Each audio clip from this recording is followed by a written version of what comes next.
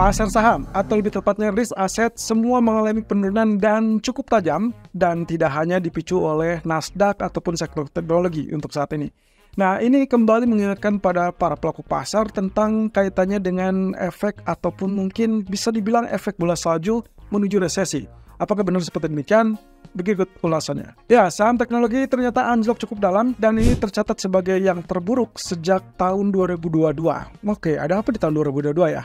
Ya, kalau misalnya kita perhatikan yang terbesar itu adalah dipicu dengan saham Nasdaq yang mulai penurunannya cukup besar 600 poinan, bahkan tercatat sebagai level terburuk sejak bulan November 2022. Lalu kemudian disusul dengan S&P 500 dan juga Dow Jones menyusul di paling belakang. Nah, kalau Anda ingat minggu lalu saya sempat mengatakan ada versi yang menyebutkan ini adalah kaitannya dengan ketakutan ataupun kekhawatiran terkait dengan masalah resesi, lalu kemudian juga dikaitkan dengan potensi dari pemangkasan suku bunga dari Fed.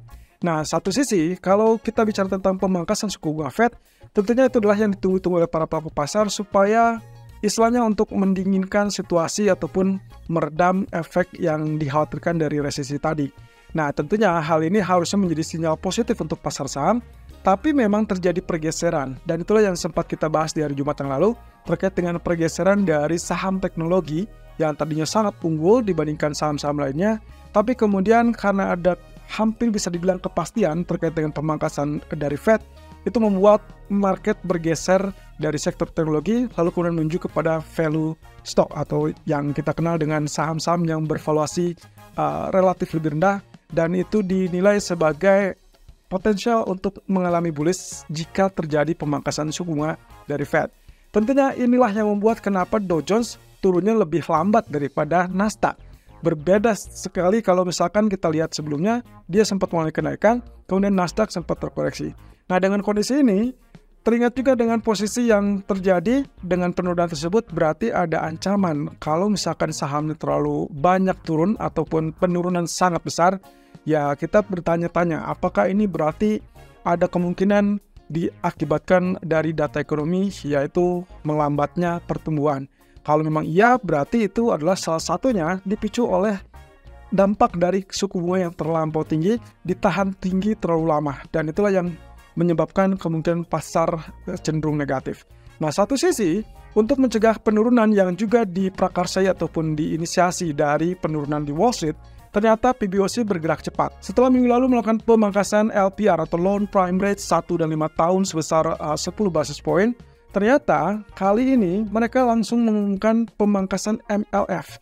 Ini tidak biasa teman-teman. Kenapa? Karena biasanya MLF atau Medium Term Lending Facility alias fasilitas pinjaman jangka menengah itu biasanya dipangkas lebih dulu atau diumumkan lebih dulu. Baru setelah itu 5 atau 6 hari kemudian mereka akan mengumumkan LPR. Nah, yang terjadi urutannya kemarin ternyata waktu di tanggal 15 Juli. MLF dipertahankan tetap dan sama sekali tidak berubah di 2,5%.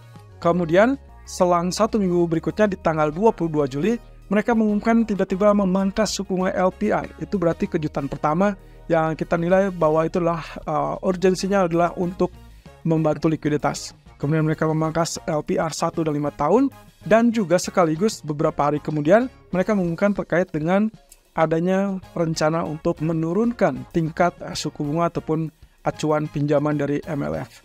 Nah, ternyata hari ini atau pagi ini lebih tepatnya, untuk mencegah kemungkinan-kemungkinan terburuk yaitu anjloknya pasar saham lebih lanjut, mereka memutuskan untuk memangkas MLF tersebut. Jadi kelihatannya MLF yang seharusnya sudah dirilis di tanggal 15 itu sempat dipertahankan, tiba-tiba sekarang di tanggal 25 itu diumumkan dipangkas.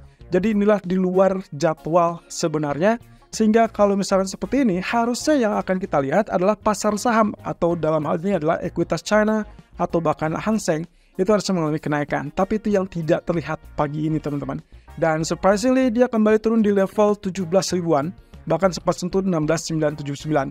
Dan itu berarti support psikologis kita 17.250 ditembus. Nah, hanya saja pertanyaannya adalah apakah dia akan lanjut turun atau akan ada pemulihan atau recover atau bahkan terdorong naik. Ya, salah satu alasan saya untuk memilih Hang Seng ini adalah termasuk yang paling murah, yang paling rendah dibandingkan Dow Jones, Nasdaq, S&P 500, dan itu masih berlaku teman-teman.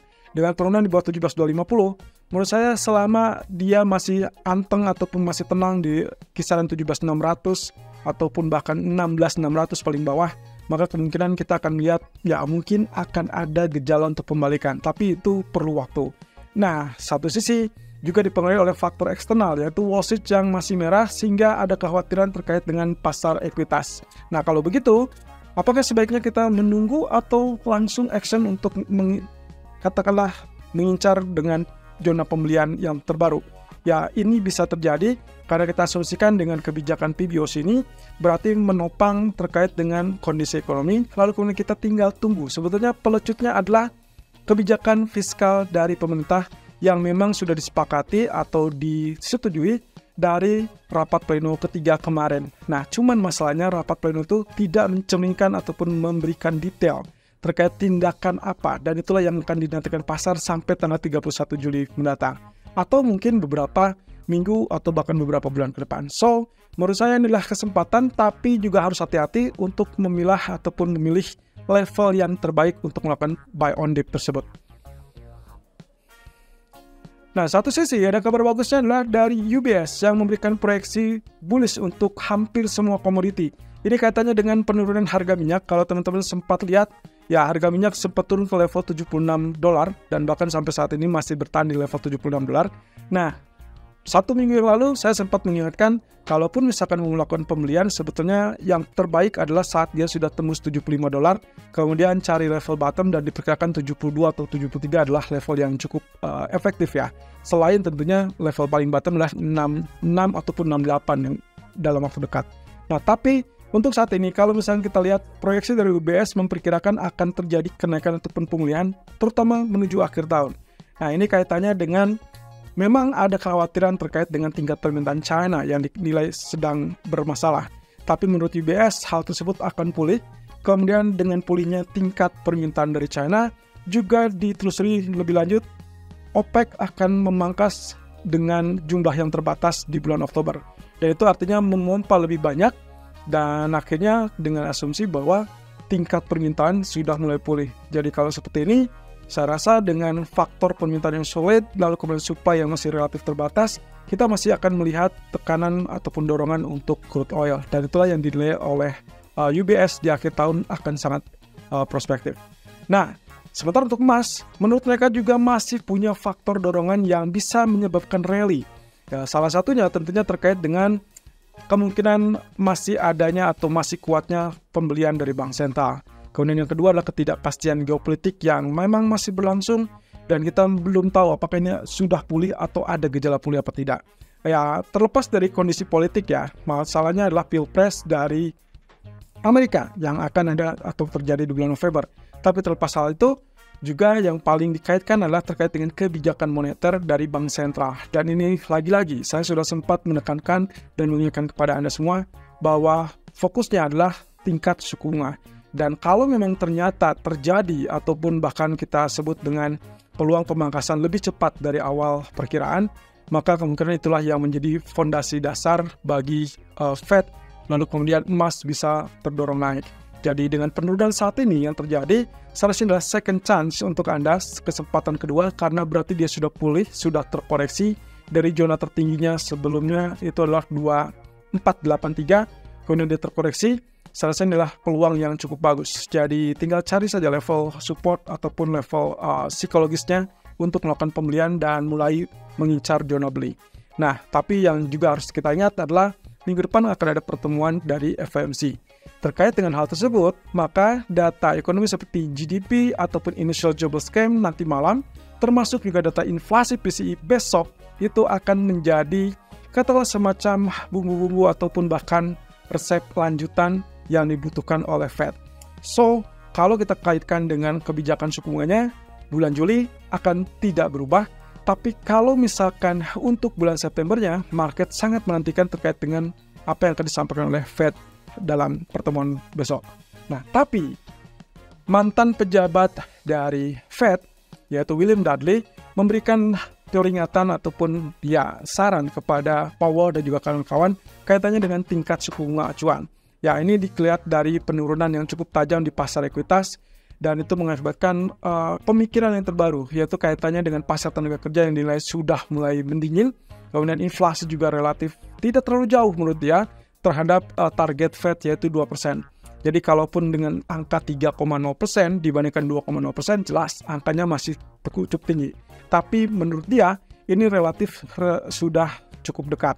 Jadi kalau misalkan lihat dari pasar tenaga kerjanya, menurut Dudley ini sudah menunjukkan tanda-tanda bahaya dan mengarah kepada resesi. Apalagi kalau misalkan semakin meningkat, itu tingkat pengangguran, berarti itu akan terlalu jauh. Dan kalau misalkan Fed memutuskan untuk menunggu, ya saya rasa dengan Juli ke September itu sudah terlalu lama. Menurut Dudley itu akan sangat berisiko dan meningkatkan potensi resesi. Jadi bagaimana sebaiknya? Menurut Dudley, dia sempat menyebutkan bahwa sebaiknya memang pangkas itu adalah di akhir tahun. Tapi dengan data-data terbaru, Dudley mengemukakan bahwa yang terbaik adalah segera melakukan penurunan suku bunga. Dan bahkan, garis bawahnya adalah Dudley mengingatkan sebaiknya mulailah dari pertemuan minggu depan. Wow, ini cukup menarik teman-teman. Kalau ini terjadi, berarti kita akan dapatkan kejutan di dalam pertemuan minggu depan di tanggal 30-31 Juli FOMC meeting, di mana yang sebetulnya kita harapkan tidak terjadi perubahan suku bunga ataupun pemangkasan ataupun kenaikan. Ternyata kalau misalkan Powell dan kawan-kawan mendengarkan apa yang dikatakan oleh Dudley, ya maka kemungkinan potensinya kita akan dapatkan kejutan yang lebih cepat dari perkiraan. Tapi saya rasa saya tidak akan terlalu mengandalkan hal tersebut. Saya lebih berprinsip kalau misalkan yang diperhatikan oleh pasar adalah statement yang bisa lebih memastikan kapan Fed akan melakukan pemangkasan pertama kali. Kalaupun FOMC gagal, kemungkinan itu akan men-trigger atau di-trigger atau dipicu dari data non-farm payroll 1 hari berselang, dan juga termasuk data CPI, dan termasuk Jackson Hole Symposium di pertengahan tahun ini, yaitu di bulan Agustus 2024. Nah, itu berarti mengingatkan kepada saya data nanti malam, kalaupun kita lihat ada data GDP dan juga data Initial Jobless Claims, maka mungkin market akan lebih menitik beratkan kepada data Initial Jobless Claims. So, kalau kita lihat dari economic calendar, GDP diperkirakan naik ke 2,0% dari 1,4%, that means good, strong dollar, dan kemungkinan kita akan lihat tekanan terhadap emas akan kembali terjadi. Tapi kalau misalkan kita lihat Initial Jobless Claims secara bersamaan ternyata lebih tinggi dari ekspektasi, well, pelemahan dari emas ataupun bahkan pasar saham kemungkinan akan sudah mulai terbatas. Apalagi seperti yang terlihat pagi ini, emas sudah turun cukup jauh dan bahkan menyentuh level support critical. Walaupun ada satu level support lagi yang menurut saya ini akan sangat seru. Apakah akan disentuh lebih dulu atau tidak tersentuh sama sekali, kita tidak tahu. Tapi yang jelas, data Initial Jobless Claims, kalau misalkan datanya melonjak kembali di atas 240.000, oke, saya rasa patut dipertimbangkan untuk melakukan pembelian. Ya, tapi ini semua balik lagi dengan kondisi apa yang dikatakan Dudley. Apakah itu berarti mencerminkan adanya kondisi ancaman resesi apa tidak terkait dengan pasar tenaga kerja yang terlampau longgar. Jadi menurut Dudley, pekerjaan yang sulit didapatkan akhirnya memicu kepada pengiritan atau yang kita kenal dengan pemangkasan pengeluaran dari rumah tangga. Setelah itu, akhirnya ya mau tidak mau berarti tanda-tanda ekonomi akan lanjut melemah. Ekonomi melanjut lebih lemah itu berarti mengisyaratkan dari kategori bisnis pun akan mengurangi investasinya, dan saat itu terjadi berarti akan muncul gelombang PHK yang jauh lebih besar, dan jika tidak tertanggulangi maka efeknya adalah pemangkasan pengeluaran yang jauh lebih lanjut. Dan saya rasa itu akan menjadi slowdown ekonomi yang sangat parah dan tidak diduga-duga malah menjadi hard landing ekonomi.